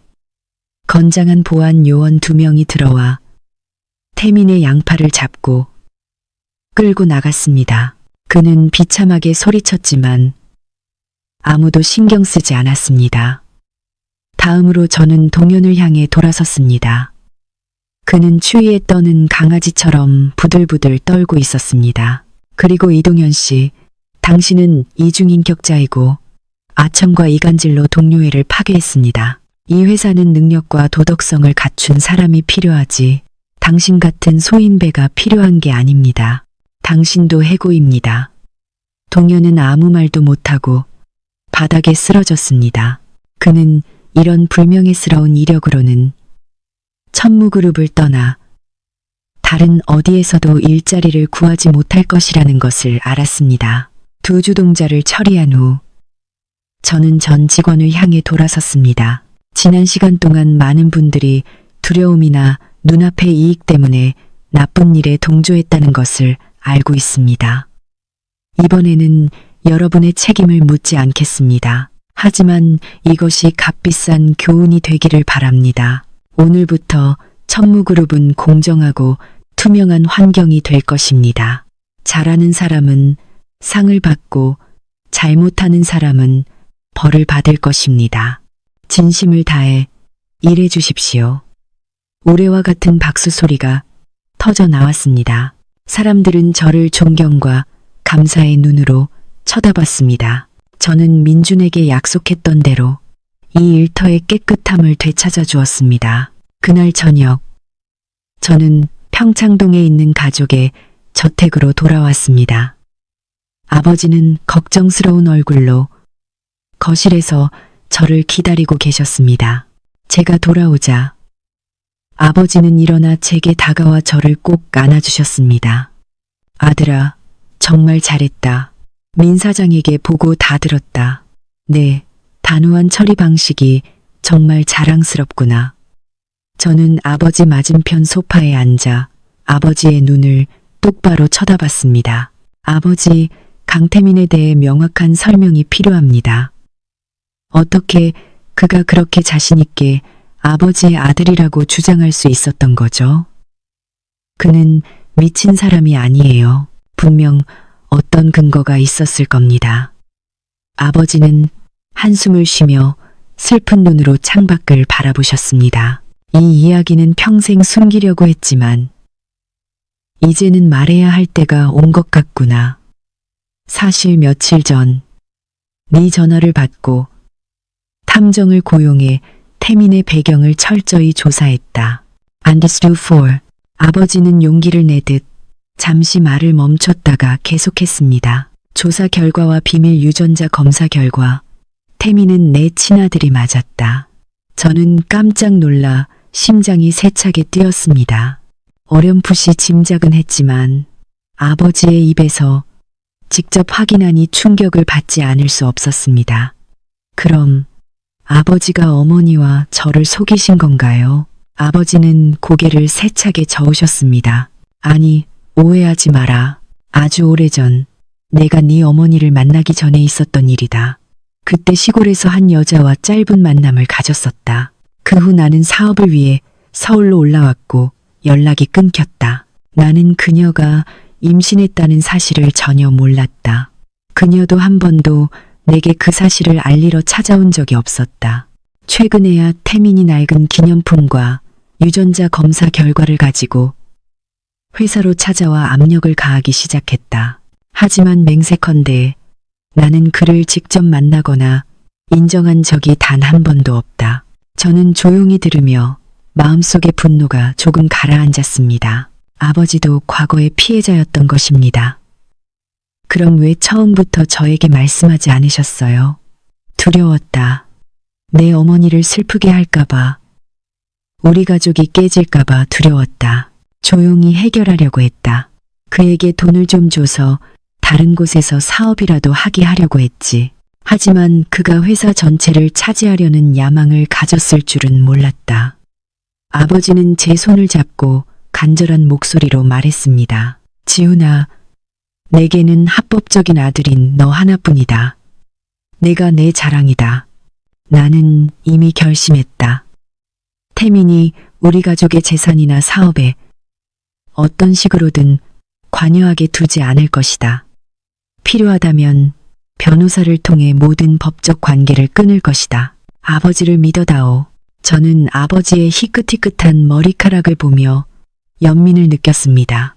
아버지를 믿어요. 하지만 이 문제는 나중에 더 큰 문제가 되지 않도록 확실하게 해결해야 합니다. 태민이 해고되고 그의 출생의 비밀이 밝혀지면서 수진의 삶은 완전히 뒤바뀌었습니다. 그녀는 살고 있던 고급 오피스텔에서 쫓겨났습니다. 사실 그 오피스텔은 제 명의의 재산이었습니다. 예전에 좁은 고시원에서 사는 그녀가 안쓰러워 제가 무료로 살게 해준 곳이었습니다. 헤어질 때 미처 돌려받지 못했는데 태민이 끼어들어 자신이 그 오피스텔을 사줬다고 허풍을 쳤던 것입니다. 수지는 그 말을 철석같이 믿고 든든한 버팀목을 찾았다고 생각했습니다. 이제 진실이 밝혀지자 제 변호사가 오피스텔을 회수했습니다. 수지는 집도 돈도 없이 빈손으로 길거리에 나앉았고 속물이라는 오명까지 쓰게 되었습니다. 다음 날 아침 제가 회사 로비로 들어가고 있을 때 한 사람이 차 앞으로 뛰어들었습니다. 수진이었습니다. 그녀는 롯데월드 타워에서 봤던 화려하고 거만한 모습은 온데간데 없고 초췌하고 지쳐 보였습니다. 수진은 제 앞에 무릎을 꿇고 비참하게 울었습니다. 지훈 씨 제발요. 저를 쫓아내지 마세요. 제가 잘못했어요. 강태민한테 속았어요. 난 아직도 당신을 많이 사랑해요. 우리 3년의 정을 생각해서라도 날 용서해줘요. 경비원이 그녀를 끌어내려 했지만 저는 손을 들어 막았습니다. 저는 차에서 내려 수진 앞에 서서 그녀를 동정 어린 눈으로 쳐다봤습니다. 수진 씨, 날 사랑한다고. 지난 3년간 나는 내 모든 진심을 당신에게 줬지만 당신은 돈 몇 푼 때문에 그걸 짓밟았어. 내가 가장 힘들 때 나를 버렸고 다른 사람들 앞에서 나를 모욕했지. 이제 내가 부자인 걸 알고 다시 돌아와 애원하는군. 당신의 사랑은 너무 값싸. 수지는 제 바짓가랑이를 붙잡고 흐느꼈습니다. 내가 잘못했어요. 정말 잘못했어요. 다시 시작하게 해줘요. 내가 잘할게요. 당신 말 잘 들을게요. 저는 그녀의 손을 떼어내며 차가운 목소리로 말했습니다. 너무 늦었어, 수진 씨. 한 번 잃은 신뢰는 절대 되찾을 수 없어. 나는 내 옆에 속물적이고 배신하는 여자를 둘 수 없어. 가. 다른 길을 찾아 살아. 말을 마친 저는 근처에 서 있던 인사팀장에게 말했습니다. 오늘부로 최수진 씨와의 계약을 해지하는 절차를 밟아주세요. 사유는 회사 질서 문란 및 그룹 이미지 훼손입니다. 수진은 그 말을 듣고 절망적으로 소리쳤지만 저는 뒤도 돌아보지 않고 걸어갔습니다. 제가 잔인하다는 것을 알았지만 이 잔인함은 이 유해한 관계를 끊어내기 위해 필요했습니다. 해고된 후 태민은 궁지에 몰렸습니다. 그는 그동안의 방탕한 생활과 도박으로 인한 거액의 빚 때문에 사채업자들에게 쫓기는 신세가 되었습니다. 그는 아버지에게 돈을 구하러 찾아갔지만 아버지는 단호하게 거절하고 문전박대했습니다. 궁지에 몰리자 그는 범죄를 생각하게 되었습니다. 증오와 절망이 태민을 무모한 사람으로 만들었습니다. 그는 제가 자신의 모든 것을 빼앗아간 원인이라고 생각했습니다. 그는 저에게 복수하고 돈을 뜯어내 해외로 도피할 계획을 세웠습니다. 어느 늦은 저녁, 저와 민주는 저녁을 먹고 돌아오는 길이었습니다. 저는 민준을 그의 동네에 있는 원룸에 데려다주고 있었습니다. 민준의 집으로 들어가는 골목은 한적했고 가로등 불빛은 희미했습니다. 스쿠터가 막 코너를 돌았을 때 갑자기 검은 그림자가 튀어나와 앞을 막았습니다. 태민이었습니다. 그의 손에는 번쩍이는 칼이 들려 있었고 눈은 핏발이 서 있었습니다. 그는 상처 입은 짐승처럼 으르렁거렸습니다. 내려, 당장 내려. 저는 침착하게 시동을 끄고 스쿠터를 세웠습니다. 민주는 두려움에 제 등 뒤에 숨었습니다. 강태민 씨, 원하는 게 뭡니까? 진정하고 어리석은 짓 하지 마세요. 태민은 미친 듯이 웃으며 칼을 저에게 겨눴습니다. 내가 뭘 원하냐고. 돈을 원해. 네가 내 모든 걸 뺏어갔잖아. 이제 내가 갚아야지. 당장 5억 원 내놔. 안 그러면 널 찔러 죽일 거야. 저는 그의 손에 들린 칼과 그의 눈을 쳐다봤습니다. 살기보다는 두려움과 절망이 더 많이 보였습니다. 그는 그저 막다른 길에 몰린 개가 지저대는 것뿐이었습니다. 지금 그렇게 큰 현금은 없어요. 칼부터 내려놓고 이야기로 합시다. 앤드, 이야기는 무슨, 당장 계좌이체해. 내 통장에 돈 많은 거 알아. 빨리. 그는 달려들어 제 목에 칼끝을 겨눴습니다. 민준이 소리쳤습니다. 지훈아, 조심해. 칼날이 제 피부에 닿으려는 순간 저는 행동했습니다. 10년간 합기도를 연마한 경험으로 저는 몸을 옆으로 피했습니다. 왼손으로 태민의 손목을 강하게 쳐내고 오른손으로 그의 복부에 강력한 어퍼컷을 날렸습니다. 태민은 고통스러운 신음을 내뱉으며 칼을 놓쳤지만 여전히 끈질기게 저를 끌어안고 넘어뜨리려고 했습니다. 저는 중심을 잡고 그를 어깨 너머로 맺혀 콘크리트 바닥에 세게 내동댕이 쳤습니다. 태민은 바닥에 쓰러져 고통스럽게 신음했습니다. 저는 재빨리 그의 팔을 등 뒤로 꺾어 제압했습니다. 민준아, 경찰에 신고해. 불과 15분 후 경찰이 현장에 도착했습니다. 그들은 태민에게 수갑을 채워 연행했습니다. 경찰서에서 태민은 여전히 제가 먼저 시비를 걸었다고, 제가 이유 없이 사람을 때렸다고 거짓말을 했습니다. 하지만 그는 제가 이 상황을 예상했다는 것을 몰랐습니다. 제 헬멧에 달린 액션캠이 그가 길을 막고 칼로 위협하며 돈을 뜯어내려던 순간부터 제가 그를 제압하기까지의 모든 상황을 녹화하고 있었습니다. 빼도 박도 못할 증거 앞에서 태민은 고개를 숙이고 죄를 인정했습니다.